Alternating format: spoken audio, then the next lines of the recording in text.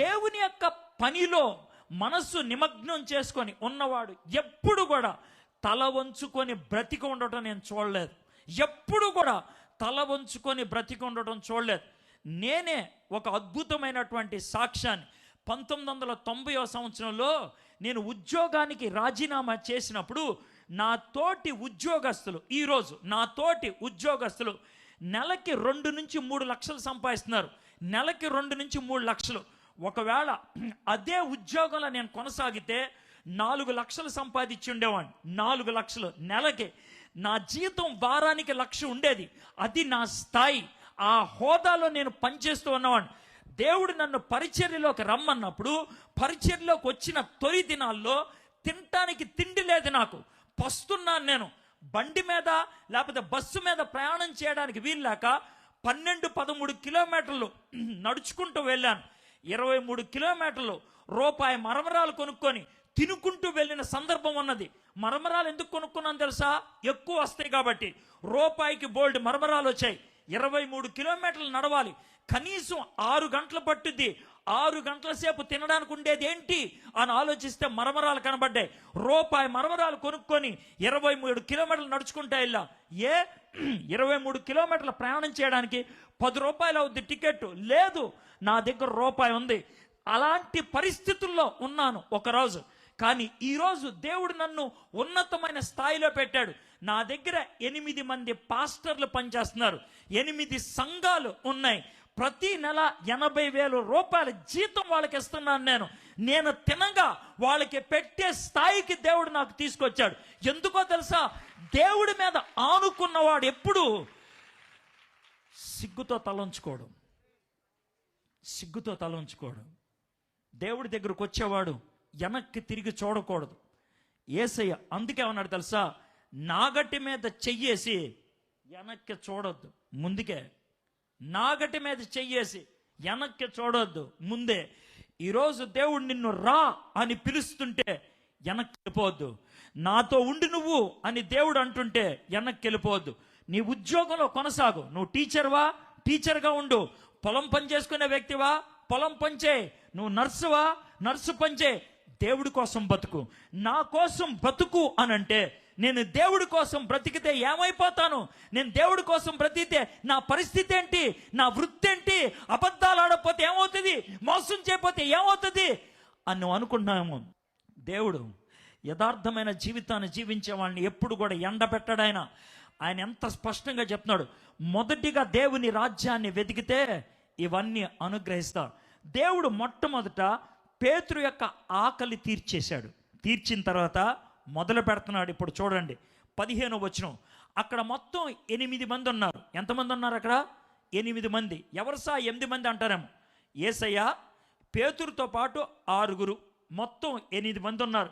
ఈ 8 మందిలో 2 మధ్యన సంభాషణ జరుగుతుంది. 15వ వచనం నుంచి 2 మధ్యన. ఎవరో ఆ 2 అంటే కూర్చొని ఉన్న యేసయ్య, నుంచొని ఉన్న పేతురు. కూర్చొని ఉన్న యేసయ్య, నుంచొని ఉన్న పేతురు. యేసయ్య ఎక్కడ కూర్చున్నాడు? మంట పక్కన కూర్చున్నాడు. పేతురు ఎక్కడున్నాడు? మంట అవతల నుంచున్నాడు. మాట్లాడుతూ మొదలు పెడుతున్నాడు. వారు భోజనం చేసిన తర్వాత యేసు సీమోను పేతురును చూచి, యోహాను కుమారుడైన సీమోను. యేసయ్య పేతుర్ని వెనక్కి తీసుకురావడానికి ఆయన చేసినటువంటి కొన్ని పనులు మనం చూద్దాం. యేసయ్య పేతుర్ని వెనక్కి తీసుకురావడానికి చేసినటువంటి పనులు. 1, గతాన్ని జ్ఞాపకం చేస్తున్నాడు.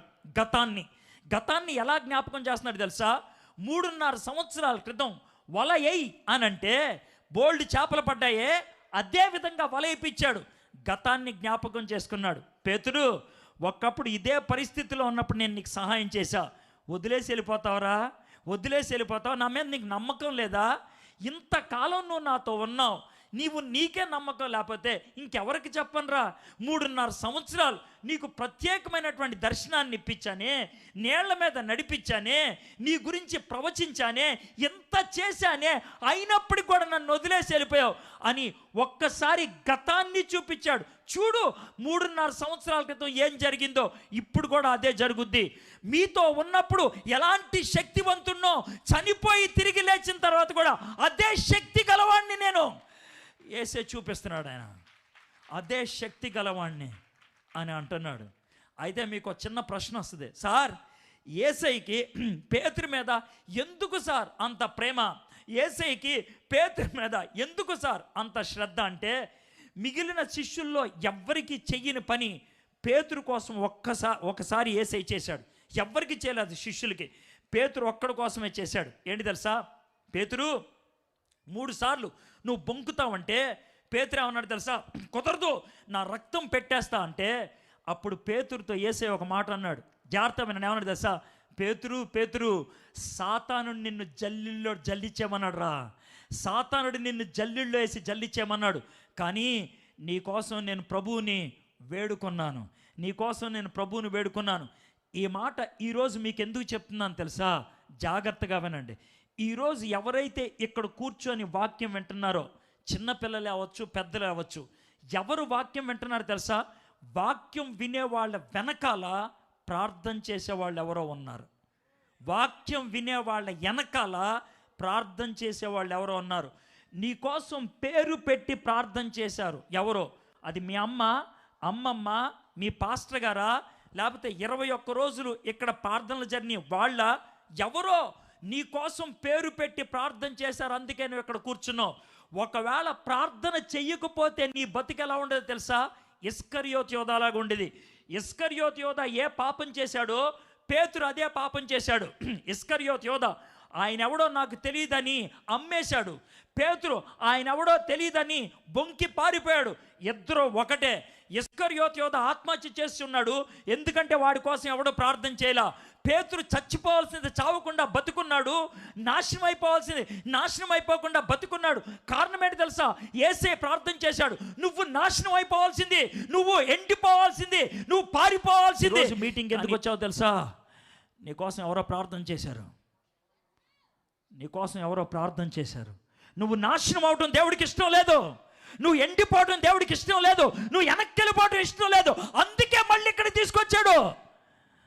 తీసుకొచ్చి పేతురుతో మాట్లాడుతున్నాడు. పేతురుతో ఏమని మాట్లాడుతున్నాడు చూడండి, యోహాను కుమారుడైన సిమోను. ఈ మాట గుచ్చేసే మాట, ఈ మాట పీక పిసికేసే మాట, ఈ మాట గుండె పిసికేసే మాట. ఎందుకు సార్ అంటారేమో, రోజు అరే అని మాట్లాడుకునే వాళ్ళు అనుకుందాం, ఆడవాళ్ళు అయితే ఏంటే అని మాట్లాడుకుంటారు, బాగా సన్నిహితులైతే. అలాగా ఏంటే అని మాట్లాడుకునేవాళ్ళు, అరే అని మాట్లాడుకునేవాళ్ళు సడన్గా వచ్చి ఏమండి బాగున్నారా అంటే మీకు ఎలా ఉంటుంది?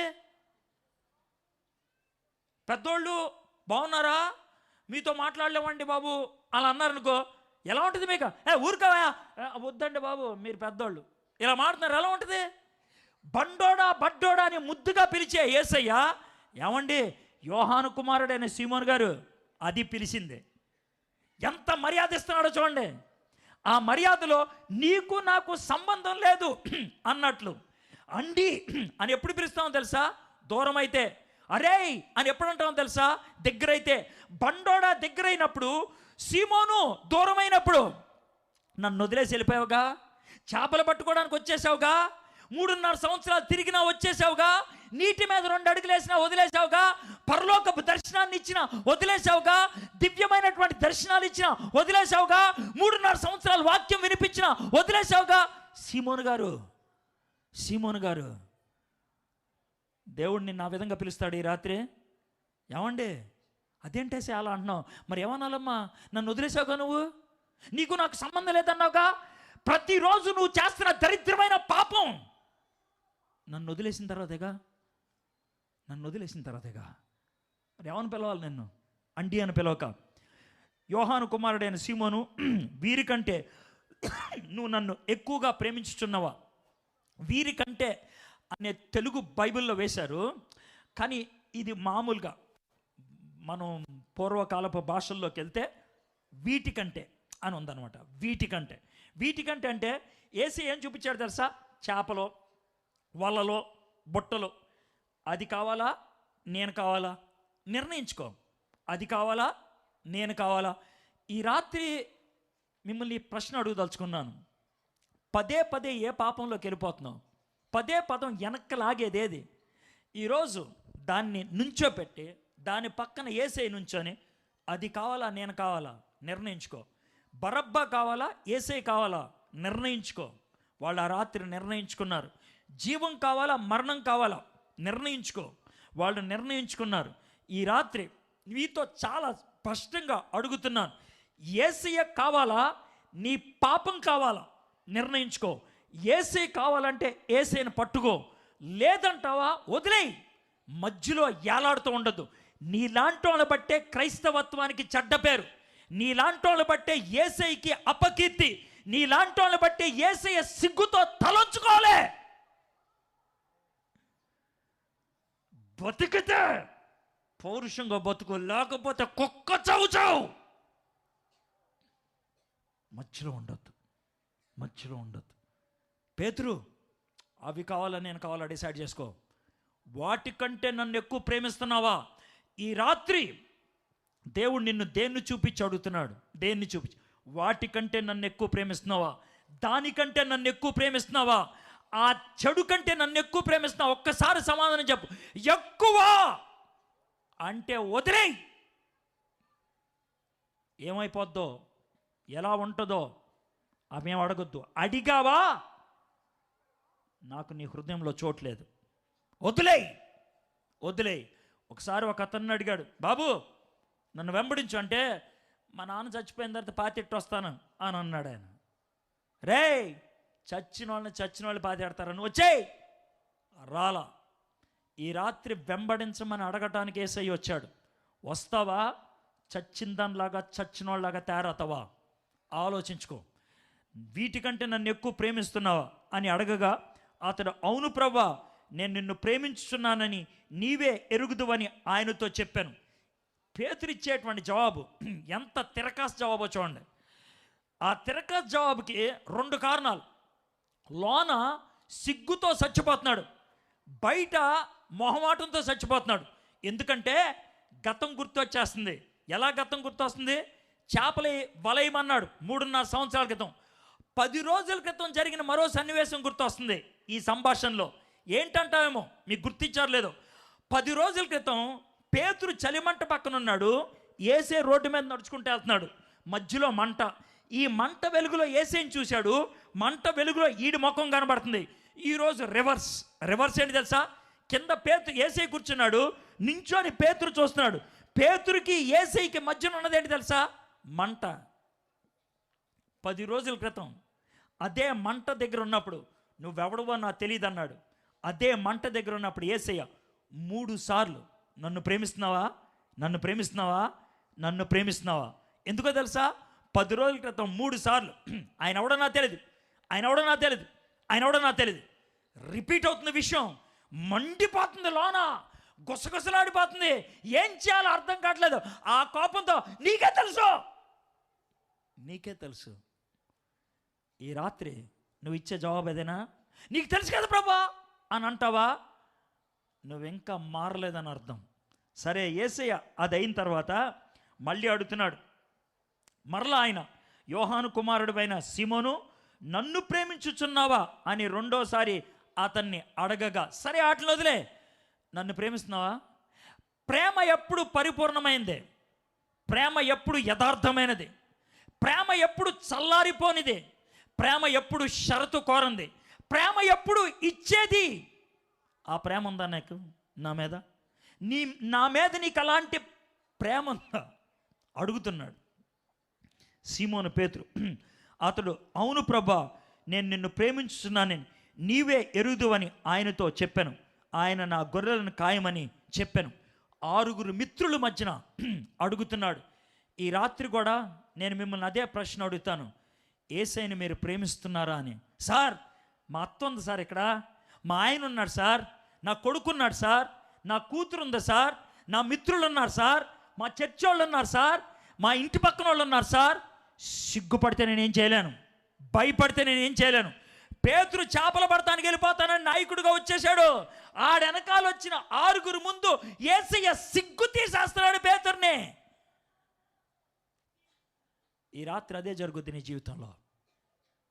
దమ్ముండి లేచి నిలబడితే బతుకుతావు, సిగ్గుతో కూర్చుంటే మటాష్ అయిపోతావు.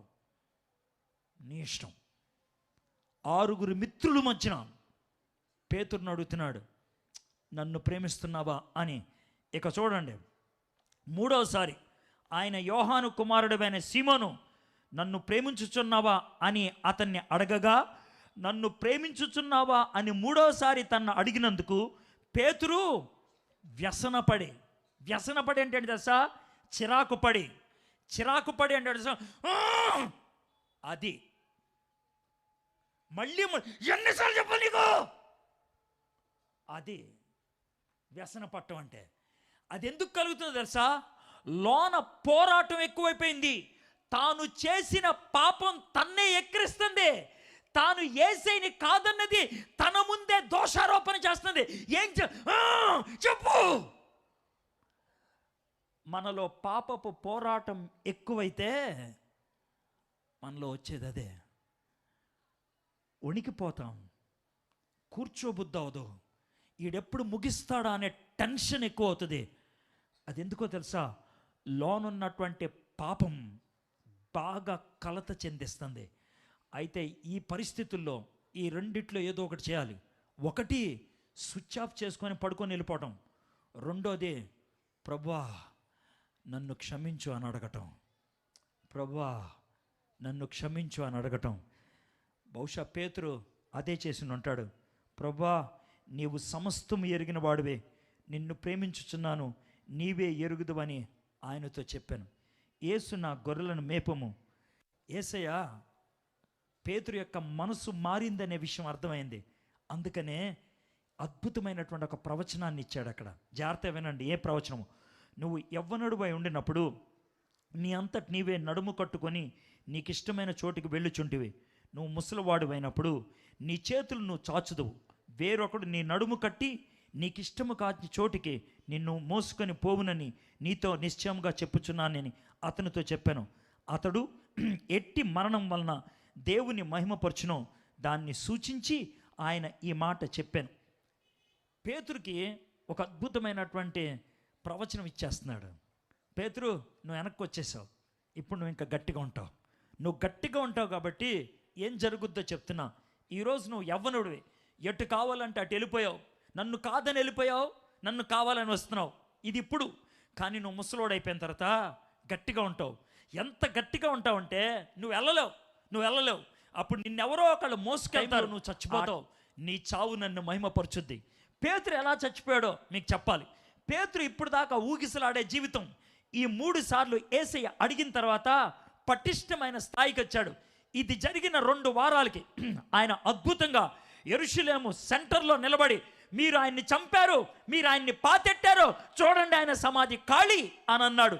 అది జరిగిన 36 గంటలకి సింహాద్రి ముందు నిలబడి మేము మృత్యుంజయుడైన యేసుని ప్రకటిస్తున్నాము అని చెప్పాడు. ఆయన్ని జైల్లో పెడితే ధైర్యంగా దేవునికి సాక్ష్యం ఇచ్చాడు. అదేవిధంగా పేతురు రోమ్ పట్టణానికి వచ్చాడు, వాక్యాన్ని బోధించాడు. రోమ్ పట్టణంలో వాక్యాన్ని బోధిస్తున్నాడని 3 అడుగుల రంధ్రం, 3 అడుగుల వెడల్పుండే రంధ్రం, 9 అడుగుల లోతులుండే రంధ్రం, ఆ రంధ్రంలో పేతుర్ని పడేశాడు. పైన మూత పెట్టేశారు. రోజుకో 10 నిమిషాలు మూత తెస్తారు భోజనం పెడతానికి. ఏ పనైనా ఆ రంధ్రంలోనే, ఏ బతికైనా ఆ రంధ్రంలోనే. 9 నెలలు గడిపాడు ఆ రంధ్రములో. 9 నెలలు. 9 నెలల తర్వాత బయటకు వచ్చాడు. ఆయన జీవితం ఎలా ఉంటుందో చూడండి. 1, 2 అంతా అక్కడే, వాటి మధ్యన ఆయన బతకాలి. బతికాడు. 9 నెలల తర్వాత బయటికి తీసుకొచ్చారు. బహుశా ట్యాప్ పెట్టి నీళ్లు కొట్టుండంటారు ఆయన ఒంటి మీద. ఆయన్ని నడవలేకపోతే 2 మోసుకొచ్చారు. రోమన్ చక్రవర్తి ముందు నిలబెట్టారు. అయ్యా నిన్ను బతికించడానికి ఒక మంచి అవకాశం ఉంది. ఏంటది? యేసయ్యను కాదను, నిన్ను వదిలేస్తా. సార్ ఇంతకాలం ఆయన నన్ను మోసాడు సార్, నేను ఎలా వదిలేయమంటావు? రేయ్ నీకు ఇలాగ జరగదురా, ఇంటికి సిలువేసేయండి అని అంటే, అయ్యా ఒక్క నిమిషం, ఏ సిలువ అంటే భయమా? కాదు సార్, ఒక్క చిన్న మనవి, వదిలేమంటావు సిలువ? వద్దు సార్. మరేంటి సార్? మా గురువు గారు లాగా సిలువ మీద చచ్చిపోవడానికి యోగ్యుని కాదు సార్. మరేం చేయమంటావురా? ఏం లేదు సార్, మీరేమనుకోనంటే నన్ను తిరగేసి సిలువేయండి సార్.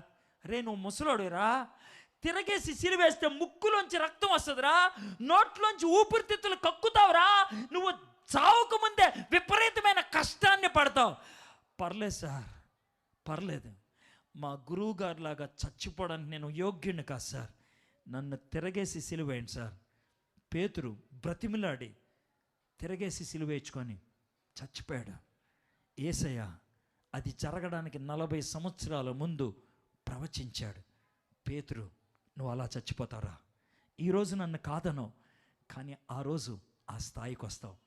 ఈ రాత్రి నీ వైపు చూసి, ఈరోజు చంచలతత్వం, ఈరోజు మోసపూరితమైన జీవితం, ఈరోజు అబద్ధాల జీవితం, ఈరోజు జారిపోయే జీవితం నీదే, కానీ నీ భవిష్యత్తు నేను చూస్తున్నా. నా చేతిలో నువ్వు చేయి పెట్టు, అద్భుతంగా నిన్ను వాడుకుంటా, అద్భుతంగా నిన్ను ఆశీర్వదిస్తా. యేసయ్య చెయ్యి చాపుతున్నాడు. ఆ రోజు చాపాడు. పేతురు చెయ్యి అందుకున్నాడు. నేను నిన్ను ప్రేమిస్తున్నాను. ఈరోజు నువ్వు చెప్తావా?